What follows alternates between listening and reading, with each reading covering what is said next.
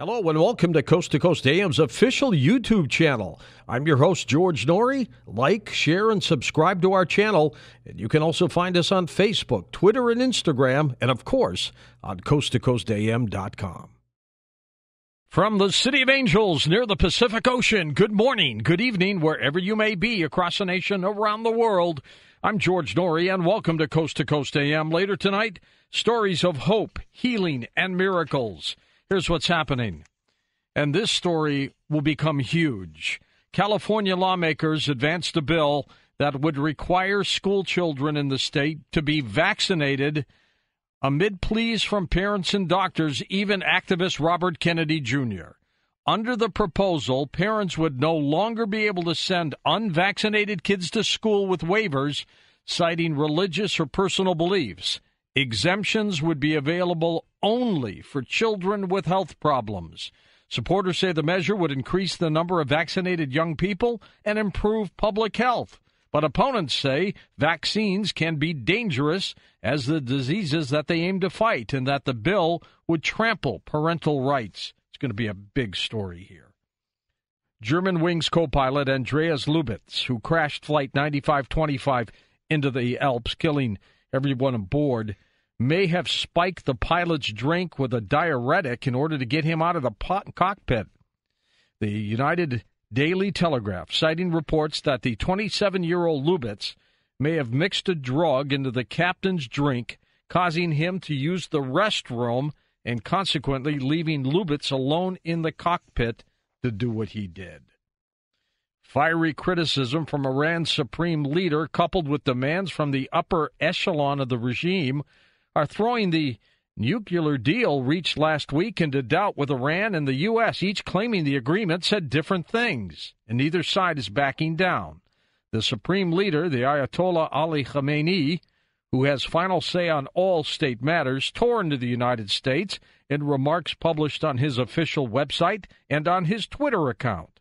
Khamenei made clear that he was neither endorsing nor rejecting the framework deal announced last week, but he challenged the way the U.S. was describing it, specifically a fact sheet put out by the White House saying sanctions would be removed only after inspectors verify Iran's compliance. And the U.S. needs to give Iranian leaders a clear choice: get rid of your military nuclear program or else, according to former Israeli Prime Minister Ehud Barak. Tensions, though, between the United States and Israel, unseen of. Let's go to Jerome Corsi, of course, one of his books, Atomic Iran. Jerry, I can't recall when tensions between the United States and Israel were this bad. It's at a low point. There's no question about it, George. And I think one of the confusions, one of the difficulties, is that people need to understand that what the agreement was reached with Iran and the United States and the other international powers in Geneva was a framework agreement. Now, a framework agreement in international law is not a final agreement. It's an agreement to agree in the future. For instance, if the Oslo Accords, which were signed in 1993, remember we had Bill Clinton and Yitzhak Rabin and Yasser Arafat on the White House lawns in a signing ceremony.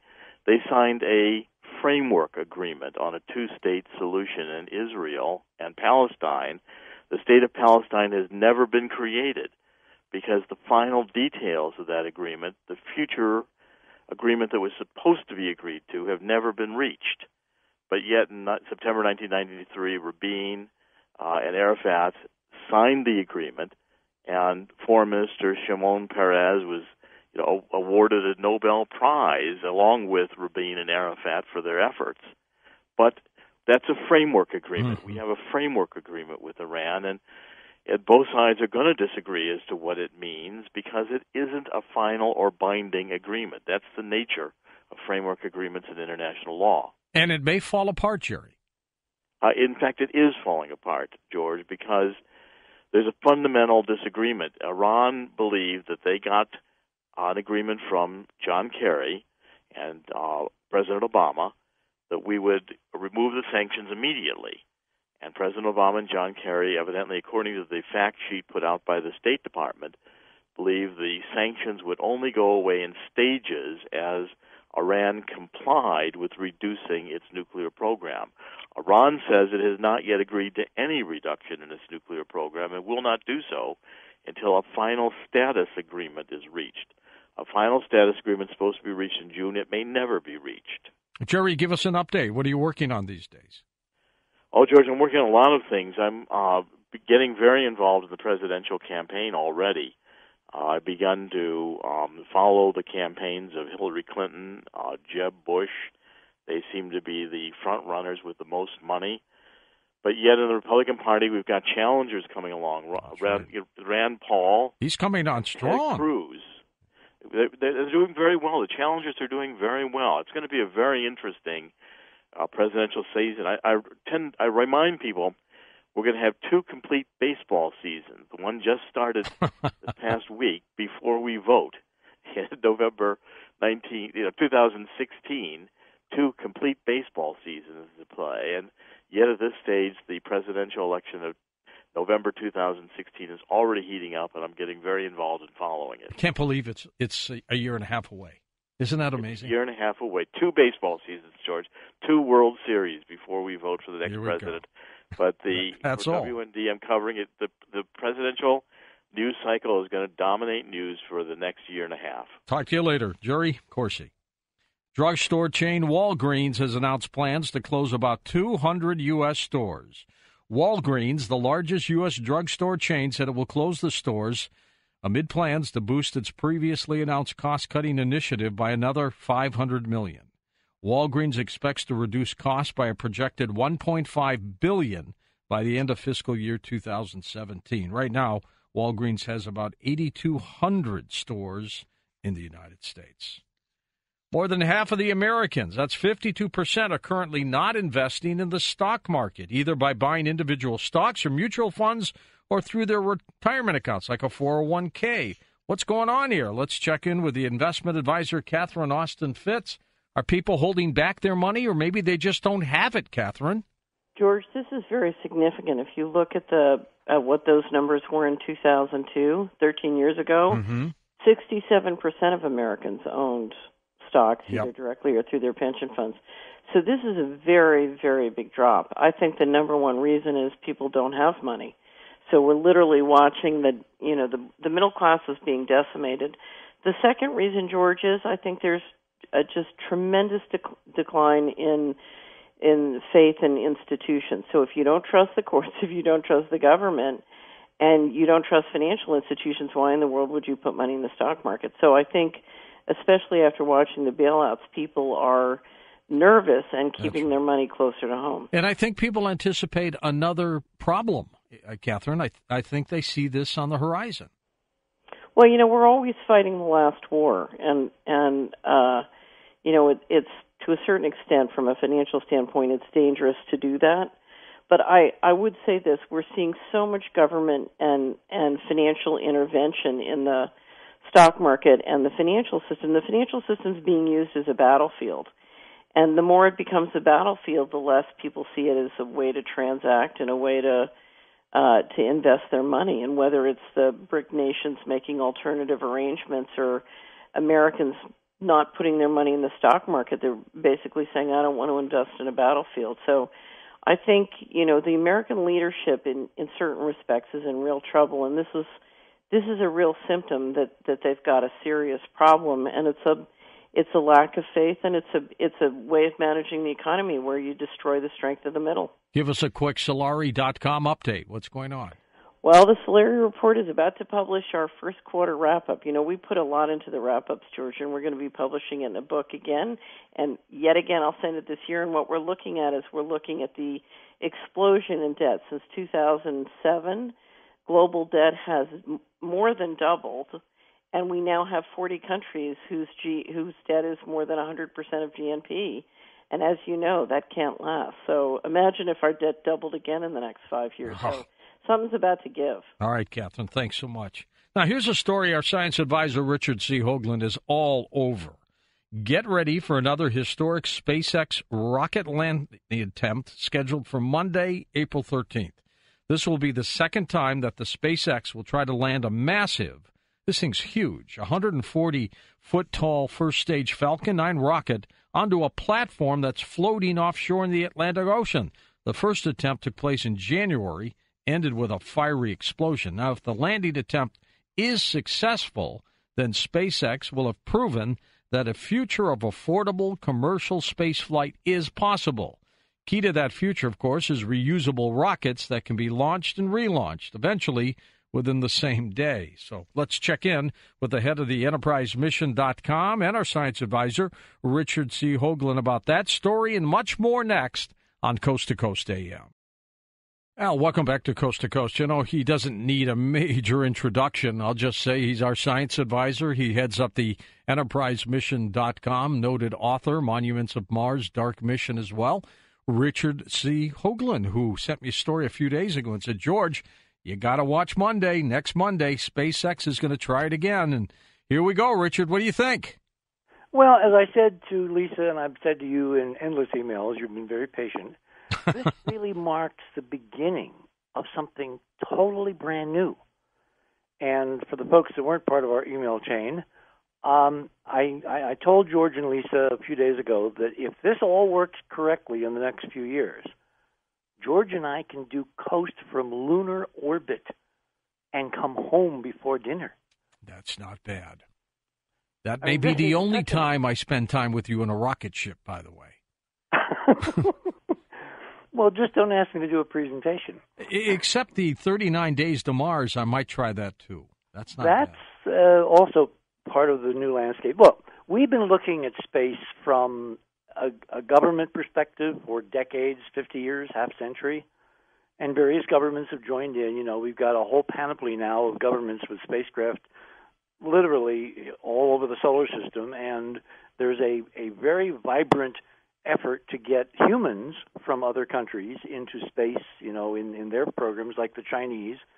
And the Chinese have talked about going to the moon and setting up a moon base and having their own space station. But the new kid on the block, not to name one particular person, but, you know, the whole new thing which is overtaking us at Warp 9 is the whole private enterprise. Let me say that again. Private enterprise. What a nice ring to it, enterprise. Sounds good, doesn't it? The whole private enterprise aspect of space exploration. Because the thing that you and I and all the countless numbers of people who are listening to us right now would like to do, most of them, if they weren't, they wouldn't be listening to the show, I guess. They'd like to get to space. They'd like to see the Earth. You know, be able to cover it with your thumb and see, you know, 50 or 60 sunrises and sunsets, you know, per day, and see what the moon looks like up close. And all that is within reach of current rocket-based technology, save for one little thing. And that money. is money. At the rate we are going, the rate that government space programs are going, it would take another 100 years to get ordinary people into orbit. I don't mean the millionaires that have bought, you know, slots on the space station, but I mean, you know, like people like you and me and folks listening.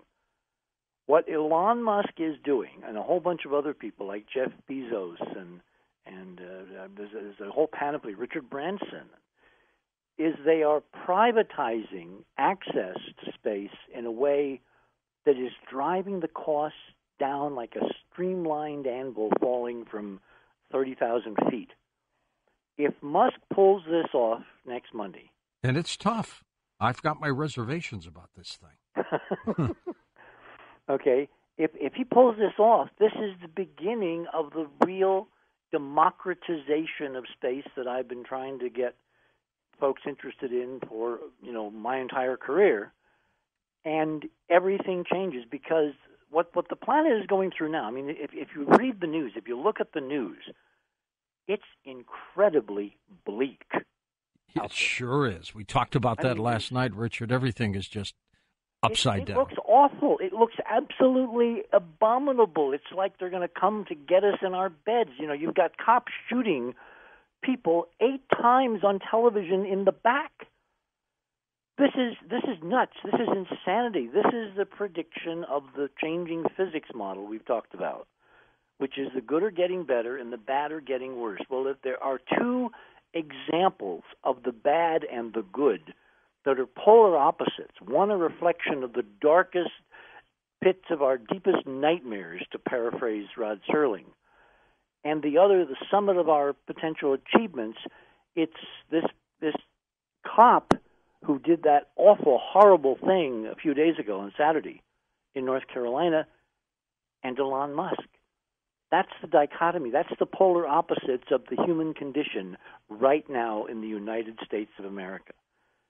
And what Elon is offering, and a whole bunch of other people, and I mentioned their names a few minutes ago, partialists, is they're providing us with access to more resources, more living room, more mind-boggling connection to who we really are in the next 10, 20, 30, 40, half century than has ever been possible in current human history up until this time. And that's the precipice we're standing on the edge tonight. As Arthur Clarke used to say, it's either up or down to the grand and great primeval sea. And all you have to do is turn on the news and see what faces us unless we choose the high option, unless we choose to open the frontier, unless, in the, paraphrasing Joseph Farrell, we turn a closed system where we're all killing each other because we're going to wind up eating each other at this rate, into an open system where energy and resources and information flows freely, and everybody gets a chance to be human and not have happened to what happened to poor Walter Scott the other morning. Yeah. Well, let me ask you about this SpaceX, this Falcon 9. First of all, it doesn't maneuver, does it? Oh, yeah. I mean, it doesn't maneuver like a plane. So how does something 140 feet, once it's been launched, how does it come down on a platform? How does it even find where it is? Okay, well, the finding, by the way, which he's already demonstrated multiple times, both in the land-based test and then once during the active test a few months ago, where he touched down on the platform, but they had just run out of hydrazine for the attitude control system, which is how you control a rocket that doesn't really have any aerodynamic surfaces. It's moving too slowly at that point to be able to grab the air with wings or fins or whatever. So they use onboard rockets to slow it down from several thousand miles per hour after it is finished its part of the mission launching, the rest of the rockets to the space station. It will then arc over from its launch in Cape Canaveral at around 4:30 Eastern time on Monday, if the schedule permits, and it's always dependent on weather and mechanical things and range, and there could be a hold call and they go the next day, like Tuesday. But it's going to be late afternoon Eastern time when he tries on Monday, the 13th, to launch this next mission to the space station, which is resupply for the astronauts, including Scott Kelly, who's up there for the next year. And we'll get into why Scott's doing this, in a few minutes. But that mission to resupply, the year-long mission, or pre-supply, I should probably say, the really exciting part, because they've done that part several times, and we know that all works. The technology is very reliable. The unknown part is, can he bring this first stage back down, completing the arc slowly on a controlled fall under rocket thrust from the remaining fuel in the first stage? It takes about 15% fuel to do this, which means that's less of a payload weight, George. So you're paying a penalty for getting the booster back, but you're getting an enormous benefit because you don't throw something incredibly expensive and complicated away. You get to use it again. I just can't see this thing landing on this platform. Well, 140 what happened on the last one, the one in January, is they came in, but they'd lost the hydrazine attitude control fluid because they're using what's called an open loop system as opposed to a closed loop system. If they used a closed loop system, that would have to have pumps and engine, motors and whatever. Too heavy. It would add a lot more weight. Yeah. So they use what's called an open loop system, meaning you just have a big tank and you run it through the hydraulic system. And when you run out of hydraulic fluid because you're jetting it overboard, that's it. You have no more control of things like, fins and rudders and gimbaling the engine and all that. That's what happened. Otherwise, it was an incredibly pre-perfect test because that thing found this little 200 and some odd foot wide platform in the southern southwestern part of the entire Atlantic Ocean and landed on it after an arcing flight of several hundred miles. And it was, if they hadn't run out of the the hydraulic fluid, it would have been a perfectly successful landing. Yeah. It was obvious that it was the loss of control that doomed it to crash as opposed to land softly. Well, Monday, they've got much more fluid on board. They also are going to have new limits on the upper atmospheric winds. What happened for the Hold on for a second, Richard. Let's hit the break, and we'll come back and talk more about this. What a great story, though. I'm George Norrie, back in a moment on Coast to Coast AM. And welcome back to Coast. We're with Richard C. Hoagland. So, Richard, Monday's the big day. Well, if it's not Monday, it'll be Tuesday, and if it's not Tuesday, at some point in the next few days, or the next month, depending upon if there are really complicated engineering problems, this is going to succeed. And what Musk is planning is to ultimately recover all three stages of a three-stage big rocket, like the Falcon Heavy, which can basically send cargo into space you could assemble into an expedition to the moon or to Mars. I mean, ultimately, Elon Musk has Mars in his headlights. Sure does. And he wants a bunch of us to go and be able to go and be able to afford to go, and that's why this is so stunning. And the question I asked your guest host last week, or was it 2 weeks ago? Richard. Another Richard. They're everywhere. Yep. We're everywhere, yes. I asked him why this had to take 50 years. Remember, this July, during the Pluto flyby of the New Horizons NASA mission, the unmanned NASA mission, is on the exact 50th anniversary within minutes, literally after 50 years, of the first time we flew a spacecraft past Mars in 1965 in July. And I did my first major project at the Museum of Science in Springfield, Massachusetts, which ultimately wound up being nominated for a Peabody because it was so interesting. And the bracket between those two periods, the Mariner 4 flyby and this coming July with NASA flying by Pluto, half century, and we're still doing things at NASA and in the general rocket biz, meaning all the government programs all over the world, pretty much the way Wernher von Braun did them when I was at the Cape and was able to ask him the question on live television, Dr. von Braun, how come you're going to succeed with this all-up, Saturn V test to send our guys to the moon? And a few years ago, we couldn't even launch an Atlas without it blowing up over the pad. And there's stunning video on YouTube of all those endless rocket explosions. Oh, my God. They'd go up and then right down again. Oh, my God. It's spectacular. Put it on your big screen TV and watch. It's really kind of interesting. But at that era, what Musk is wanting to do could have been done. Let me rephrase that. 50 years ago, when the space age was being born, the first space age, back during the Sputnik era, yes, and Vanguard and all that, leading into it, and exactly Vanguard, and then all the subsequent, the Mercury flights, Gemini, and into Apollo, and all the unmanned solar system probes.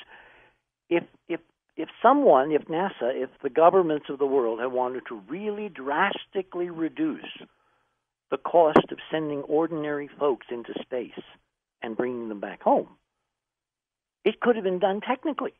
There's nothing in this arsenal.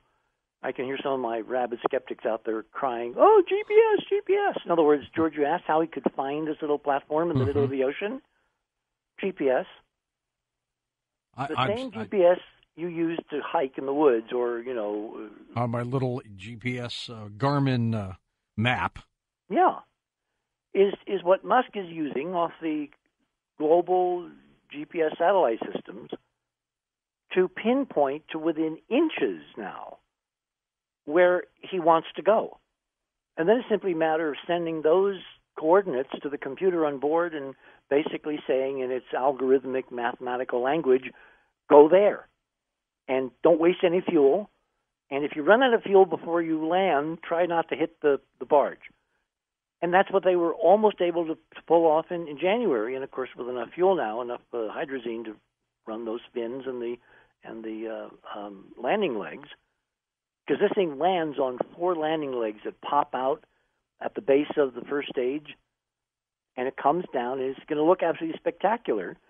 And the meaning of it is we finally all get to go. Because ultimately, if Musk's vision is technically fulfilled, the price for going into space and coming back can drop by a factor of between 100 and 1,000 times. You had mentioned earlier astronaut Scott Kelly. Of course, he's a twin, his brother Mark, too. What's going on with him?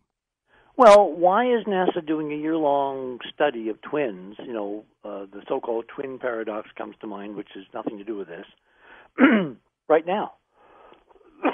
Well, that's a good they're question. Going to measure. Say again? That's a good question. Why right now?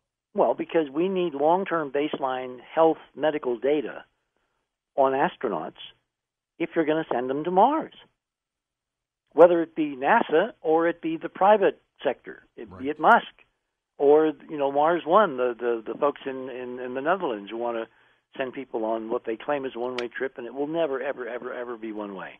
That is such a hype.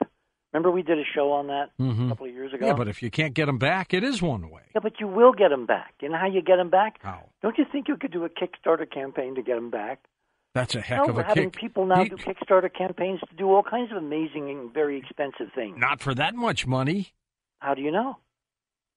Oh. How do you know you wouldn't get a bidding war? And when the folks get back, they get exclusive rights to their life stories and all. I mean, there's no end to what social media can pull off now in any dimension, provided the technology is there. And what Musk is showing us is that with a little bit of vision, you can create the technology to suddenly make space travel accessible to millions of ordinary people. Now, the question I had for your friend Richard, and the question I have for you is, why did it have to wait 50 years? Since nothing has been invented to do it. And when you say, but you're forgetting GPS, yeah, you can use GPS if it exists, or you can use optical navigation, or you can use LORAN or any other kind of navigation system that we've had for a century for airplanes to get from one place to another so you know where you are. So nothing is brand new. So why is Musk doing it now, and why, and this is a more important question, the bigger question, why, if we've been living under this glass ceiling that Mike Barra and I wrote about in Dark Mission, and I began to chronicle in The Monuments of Mars, and I continue on in the new book, which we'll talk about later, I guess, the one about Pluto? Pluto, New Horizons. Yeah, New Horizons for a Lost Horizon. I know about this book. Why, if all that's true, meaning that they won't let us see all the good stuff that's out there, why are people like Musk and Bezos and all these other billionaires suddenly able to mount a private space program that's going to allow an awful lot of prying eyes to see everything that's out there with no censoring capability at all, unless you simply shoot down every rocket that leaves the Earth? And since they're not doing that, my analysis says that we're on the cusp of some astonishing new paradigm where human beings all over this planet, starting with Americans probably, are going to be able to see what's really out there, and it's going to be admitted to because the private sector is making it rapidly impossible to keep the cover-up, including, Stephen, are you listening, the whole UFO cover-up going much longer. Are the three, Musk, Bezos, Branson, are they able to get into space cheaper than NASA, even though NASA is giving them contracts? Oh, yeah. I mean, Musk is building his rockets for a fraction of what the other major contractors like Lockheed and Lockheed Martin and some of the other guys have been doing for NASA. So how can he, unless we were getting ripped off? No. Look, remember that great line in Independence Day where, what's his name's father turns to the president and said, "Do you really think it costs $500 for a toilet seat?" Yeah. There's always in the government, Jeff Goldblum, going back decades, there's been cost plus, procurement. And nothing really changed. It was a gradation from the old days of arsenals into the new days of space programs and Air Force development and Army weapons and, Navy, aircraft and ships. So what Bezos and Musk and the other guys are doing is they're bringing basically the survivability of a private enterprise to even exist, let alone make money, and it only exists if it makes money. And they've been driving the cost down, and this is one of the brilliant things that he's brought to the whole equation. It's like until the private game was begun, there was no real reason to lower the cost because it makes one heck of a filter, doesn't it?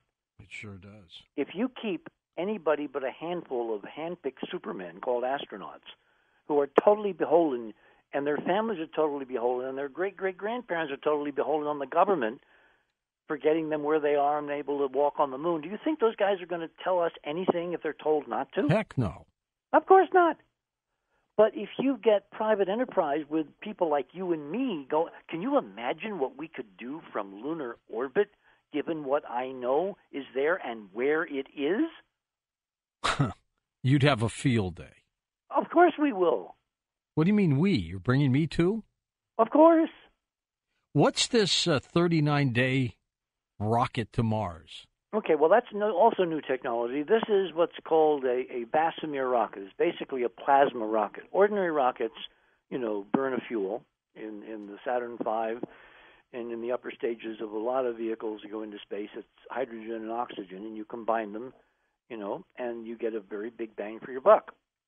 It's also probably the most powerful conventional fuel you can use. It's environmentally extraordinarily friendly because what do you get when you combine hydrogen and oxygen? You get water. Yes.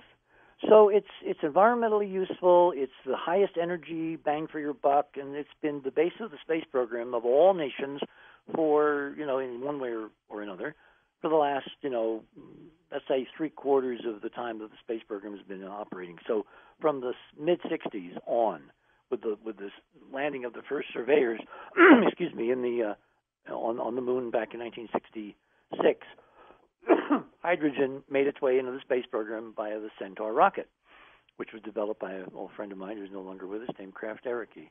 Anyway, what Bezos and these other guys are doing is they're completely coming at it from another end. They're saying, well, you can't make a better fuel unless you go to nukes, and you're not going to go to nukes.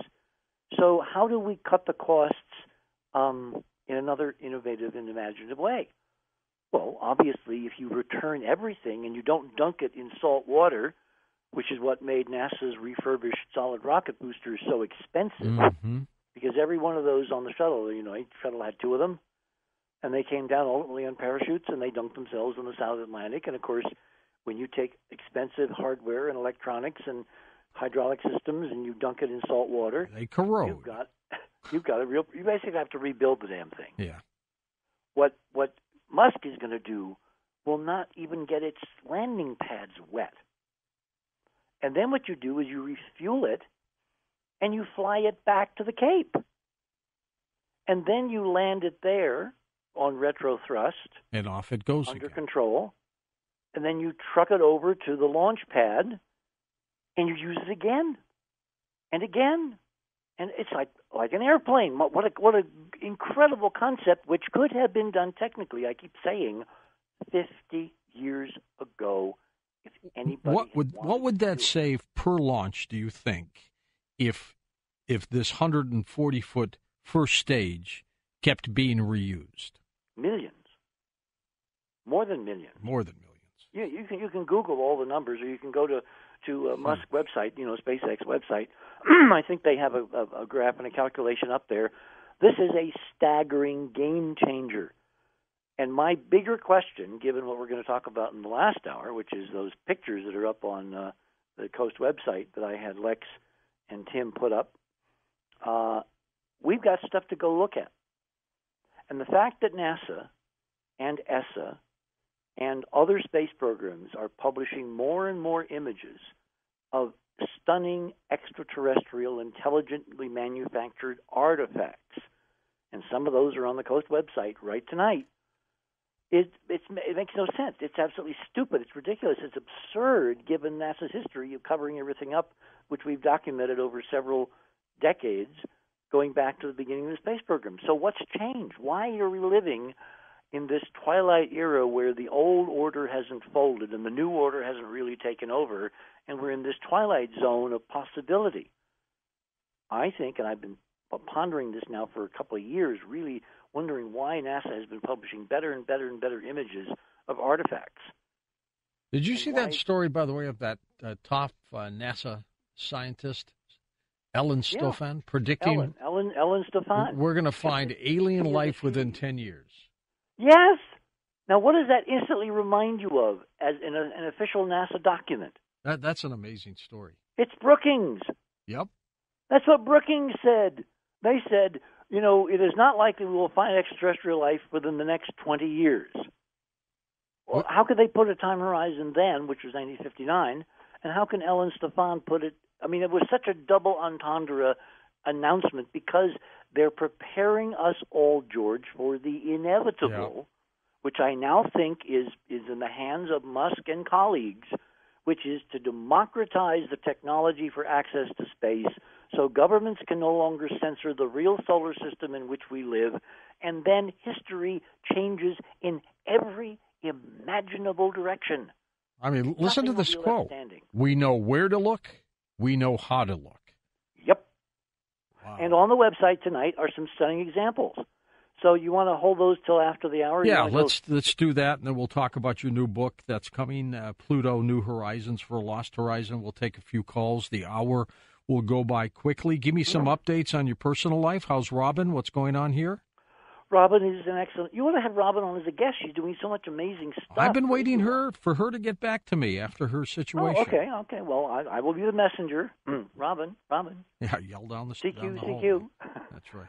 And we're planning another couple of trips, to do more measuring. The measurements I've been doing, the hyperdimensional measurements at these ancient archaeological sites, it so demonstrates there's a physics underlying the physics we've all been told about in school. And it's the real physics, and it connects what's here, how we can use it to make things work so much better, like Charlie's technology. My friend Charlie. By the way, when are we going to do a show with Charlie? Charlie has been emailing me 4 times a day. Every day. Well, there's an easy way to get rid of him. I mean, give him a show. Give him a couple of hours. Oh, he keeps asking about you. When are you going to be on? I said, he's going to be on next week. I won't be here. I've got an event to go to, but he'll be on. Yeah, but when is he going to be on with you? I said, well, I don't know. And this was unplanned today. Well, I was planning to have you on next week, and we had an opening, and I said, you know what? Let's get Richard on. The thing's coming down in a couple days. Let's get him to talk about it. And here he is. But I got to tell you, he's a delightful guy. And he's also brilliant, and he's created something which really works, and ultimately, George, it's hyperdimensional. When was the last time, when was ever the first time you and I had a technology we could actually ride in that I can demonstrate physically with actual reviewed papers and research in laboratories? Never for you and me. We've never been able to do that. No, not until now. Well, see, this goes to the big picture that I wanted to get to tonight. Have you noticed how many stunning breakthroughs are quietly being made public now? And I'm talking Musk on down. Oh, yeah. They're just a few months ago. They're not holding back at all, are they? No. And have you asked the real question about why the price of oil is falling like a streamlined anvil and gasoline following, when just a few months ago we didn't have enough oil and suddenly we've now got a glut. We got too much. Or are we being fed a story? I'm an abiotic people behind the scenes know that oil is not forever and new technologies are coming on, and they want to get out while the getting is good. Probably. Look, I think oil's going to be around for a long time, but still, we got to get rid of it anyway. There'll be a transition, but the transition could be a lot faster than even the peak oil people have been talking about. All right. I'm just seeing too many interesting things converging, and I say why. That's your job as our science advisor. We're going to come back in a moment with Richard C. Hoagland. We're going to talk about his upcoming new work called Pluto, New Horizons for a Lost Horizon. And then also, of course, we're going to take some phone calls and continue chatting right here on Coast to Coast AM. Thank you for listening to Coast AM on our official YouTube channel. I'm your host, George Norrie, and don't forget to visit the Coast Insider membership area on coasttocoastam.com, where you can access our past, upcoming, and classic shows.